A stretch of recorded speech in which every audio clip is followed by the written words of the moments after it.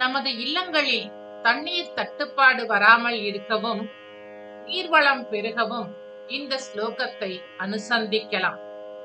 மகாலட்சுமி பூஜையின் போது மகாலட்சுமிக்கு திருமஞ்சனம் பண்ணும் பொழுது சொல்லக்கூடிய இந்த ஸ்லோகமானது நம் வீடுகளில் உள்ள நீர்நிலைகள் நிரம்பவும் உதவி செய்யும். எப்படி ஸ்ரீதர ஐயாவாள் அவர்கள் அழைத்ததும் கங்கை கிணற்று நீரில் பெருகினாளோ, அதேபோல் நாமும் பக்தியுடன் இந்த ஸ்லோகத்தை சொல்ல சொல்ல நம் வீடுகளில் தண்ணீர் பஞ்சம் ஏற்படாமல் இருக்கும் என்பது ஐதீகம்.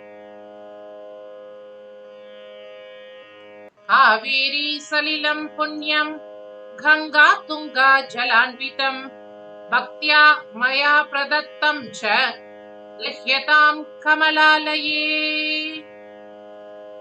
காவேரி சலிலம் புண்ணியம் கங்கா துங்கா ஜலான்விதம் பக்தியா மயா பிரதத்தம் ச லஹ்யதாம் கமலாலயே.